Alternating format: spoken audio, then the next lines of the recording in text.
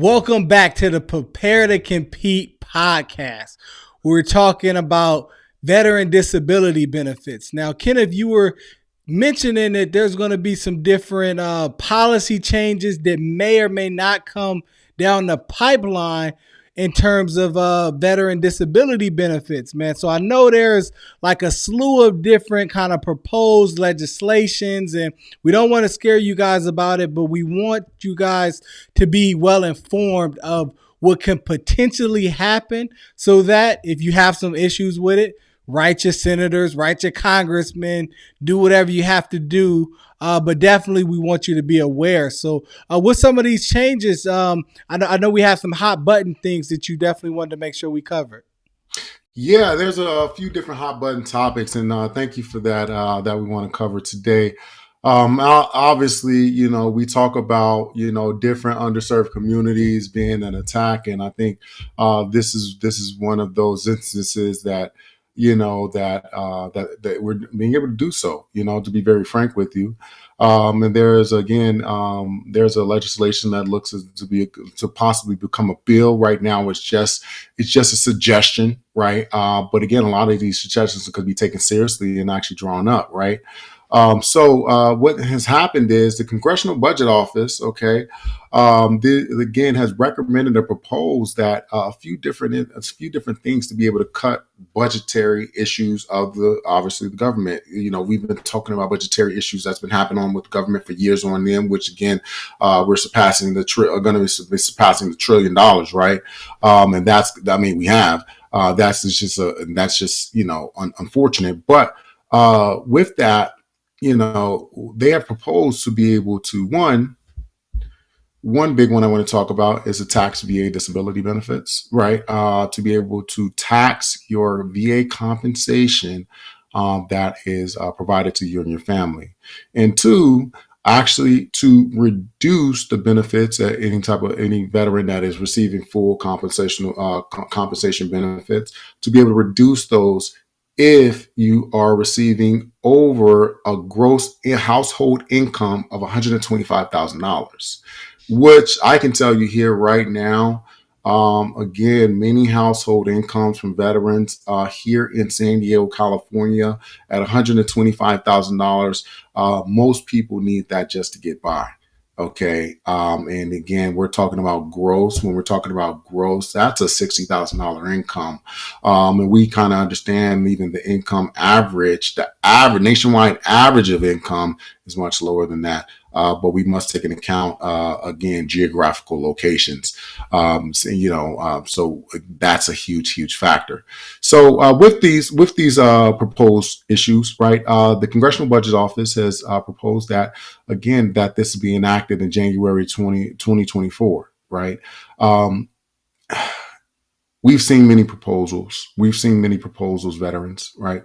With many of these proposals, we've seen actually some taken up, and actually we've seen some that actually has went nowhere. All right. I'm not a politician.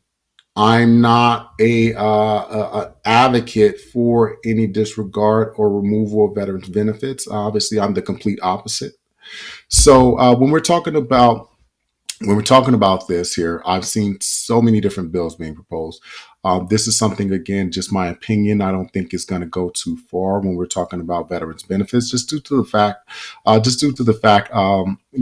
we have been put in this position we've been put in this position as a benefit. And I always want to make sure that I reiterate that to any client that we ever take on.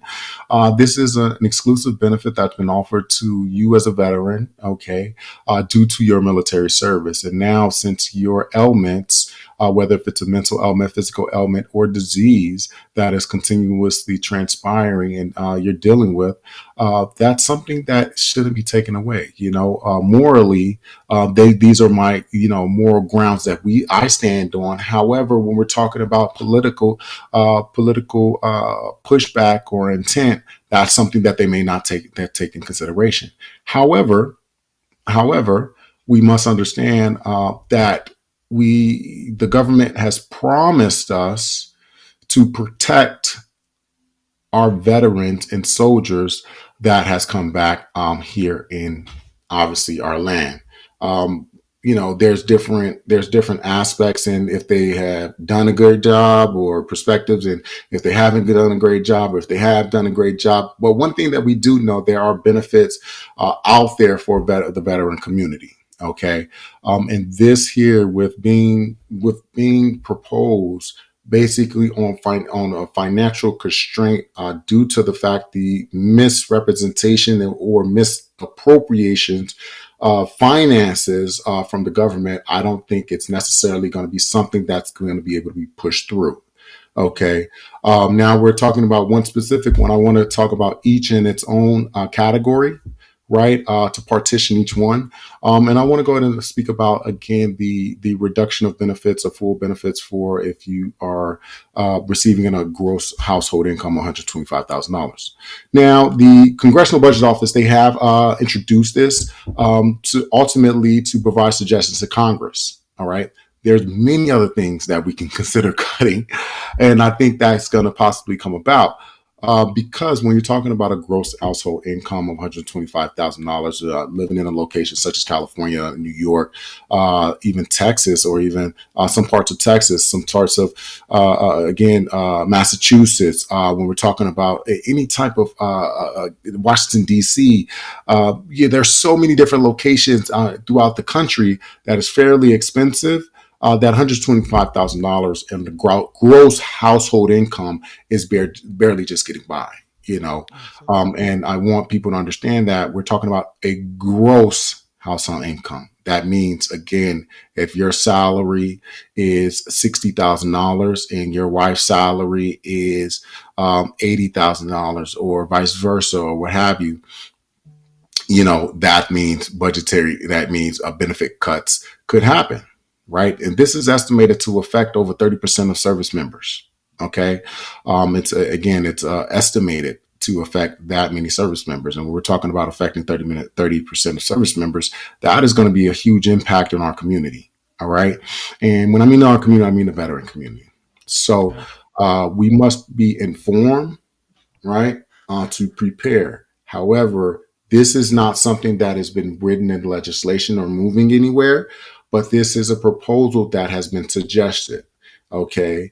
So I don't want everyone to get scared. I don't want everyone to draw up some type of action plan on moving forward, anything. I just want you guys to make you aware. We're an education platform. This is what we do. We want to make sure that you guys are informed. Okay. So when we're talking about $125,000, that's something that is fairly minimal or nominal for some locations in the geographical country. Okay. Absolutely. No, it's very interesting, right? Because you named a lot of larger cities, but even when you talk about Las Vegas, right? Mm-hmm. And just think about it, like we had the article that we went over before, and they were talking about Las Vegas. You need to make at least $90,000 to be able to purchase a home. And it's like, well, okay, if you make 125,000, that's decent, but you have to realize that that's minimal to purchase a home. That's not considering any car payments. If your kids are going to private school, if you're taking care of an elderly family member, and a lot of different things that veterans and people at large have expense wise, right? So Mm-hmm. literally, to purchase that $400,000 home, it'd probably be more realistic to think you need to make $125,000. And for the veterans who serve this country, right?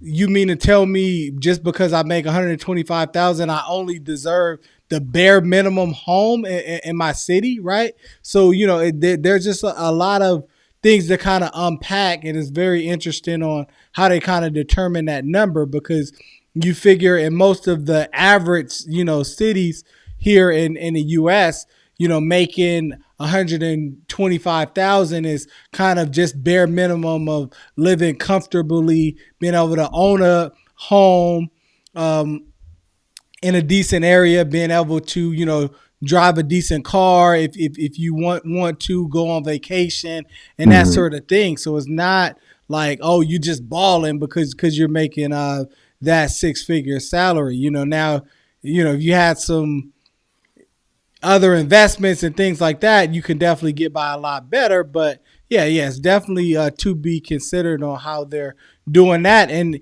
even just how I guess some of our business owners will be impacted by that, right?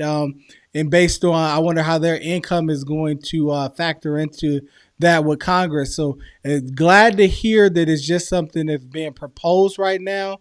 It's Mhm. not something set in stone because there's a lot of conversations that we're going to have before we officially want to move to that. Yeah, I mean, and at the end of the day, we're talking about a community that is really, I mean, ultimately to protect this country from, despair.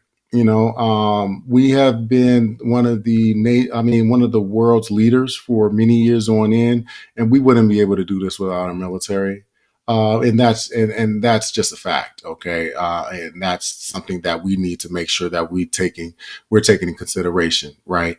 But ultimately, when we're talking about the penalization of a veteran having an exclusive benefit that's that has been warranted from the government, okay.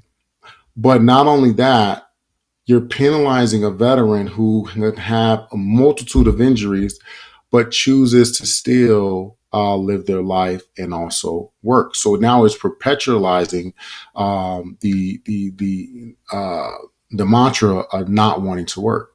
This actually affects or also perpetualizing outcomes of being paid under the table, right? Let's talk about the elephant in the room. That happens every so often here when we're talking about taxable income and different things of that nature.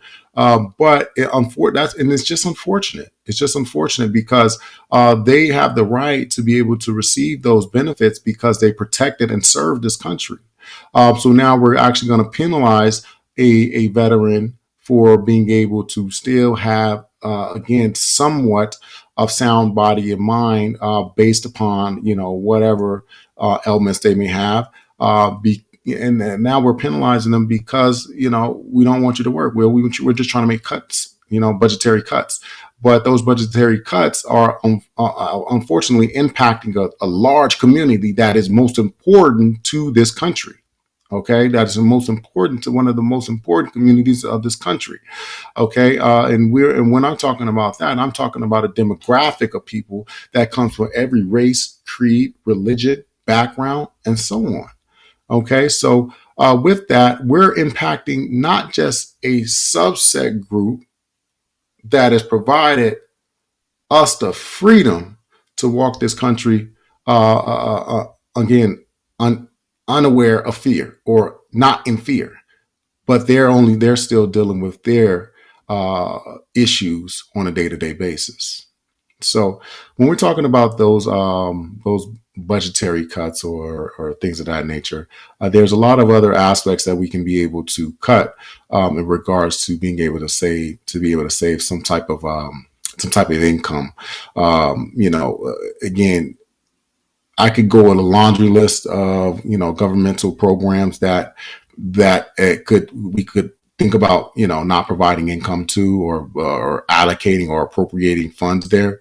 But that's not what I'm here for. I'm here to educate the veterans. But when we're talking about different budgetary cuts, I can ultimately say that again, the Department of Veterans Affairs and the income aspect of the Department of Veterans Affairs it's actually not enough, because if it was, we'll understand that there's about 12 million. We understand that again, there's over 12 million veterans who aren't receiving disability at all. But you want to cut the benefits for the people that are receiving benefit. Those warranted benefits. So again, we kind of got to go back to the drawing board in regards to this, in my opinion, in my perspective. Okay, because at the end of the day, though the VA is a huge agency, this is an agency that matters. This is an agency that matters, and to be able to harm a veteran and their family due to misappropriation of funds over the time frame, it's unfortunate, and it shows, right? Again, inflation wouldn't be through the roof last year as it was. Again, cost of living has skyrocketed, right? Cost of living has skyrocketed. We're going to be going into a generation of renters possibly due to the fact not being able to afford a home. Okay, as you mentioned in the previous sector, that there's upcoming a 40-year mortgage modification program, right? There's a upcoming 40-year mortgage modification program that goes ahead and reflects the misappropriation of funds on how we're actually dealing with the people of this country. Okay, so with these again budget cuts, I want you guys to understand that it's not something that has been enacted. It's not something that is in the House and the Senate or anything. It is just a proposal from the Congressional Budget Office. And I do want you to understand they're just providing recommendations. Okay. If it's something that's going to get passed, listen, I'm not here to become political or be in a political state. Or, if I'm here for Republicans, independents, Democrats, or anything of that nature. But what I am telling you is that we must be aware of, again, the information. Okay. That's one aspect of it. Okay. And again, I don't mean to rant or go on or anything of that nature, but veterans, I do want you to be informed. Okay. I always want you guys to be informed from this channel. So with that being said, again, we're here to make sure that the platform and the people of this platform are garnering the information. All right. So number two, another aspect that's very important that they're looking to do is to tax VA benefits. It's to tax the VA benefits. So I can tell you this here. There are many veterans that live off this income every single month. And when I mean live off this income, I mean from the penny that from the moment that is deposited in their account all the way down to the last penny at the end of the month. They live off the income because their medical ailments prevent them from being able to, become or to utilize their sound body, mind, and spirit to be able to earn income for them and their families. So to tax the veteran's income or the veteran benefits will be a disservice to this country. Okay. And the only reason I say that is because it's not to be able to relinquish any type of, hold on to any type of monies that are provided to the veterans. But there's a homeless population. There's a large homeless population of veterans for a reason. Right. Even those veterans there, when you're talking about a veteran that's on the side of the road, that's homeless or living check to check, and they're possibly could be living out of a car, living out of a tent, but then they utilize every single penny that comes about from their 30% of disability. Okay. Absolutely. And what really makes it interesting, right? And to unpack it a little bit is like, so the reason why that money isn't taxed is because it's the government providing that benefit to individuals who have served and also have a disability connected from that service, right? You served your country. This is what your country owes you.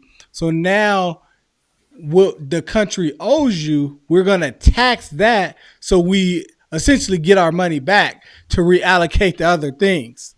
So that's a very interesting perspective. I mean, I know that, they thought about cutting Medicare, Medicaid, Social Security, different programs of that nature just to try to help with all the other funding. But as you alluded to, there's been some pork belly spending in a lot of areas that aren't necessarily essential, right? That they could look into cutting those areas before we do cut these required areas of essentially medical care, right? Because veterans are being compensated because of their medical ailments, and we need to make sure that they receive that compensation because, again, it's already not enough to just live on that primarily on its own.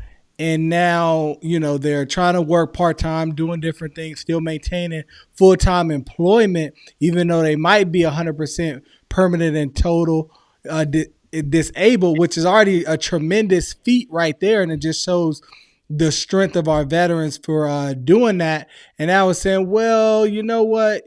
We're going to go ahead and take that back from you. So, I mean, again, somebody that's permanent in total getting 3,700 a month, depending on what tax bracket they're in, that could be $500 a month less they'll have based on paying that tax.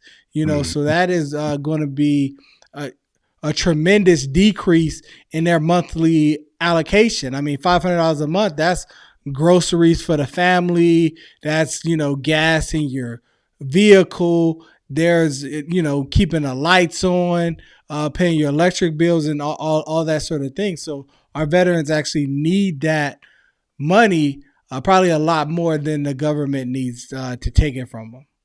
And then essentially, again, when we're talking about the tax, right, it becomes very interesting when we're talking about, states that have state tax as well, right?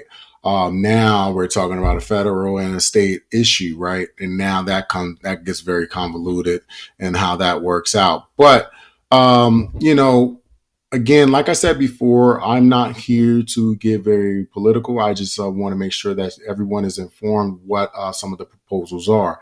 So again, that family, that support that you receive every single month could essentially be taxed. But again, it is in nowhere. It's just a budget congressional office.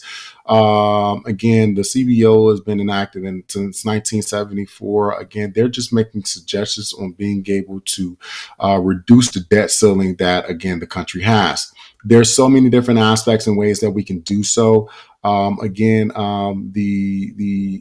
VA secretary has again pushed away with this recommendation and different things of that nature. So we kind of understand, where the stance is in regards to this.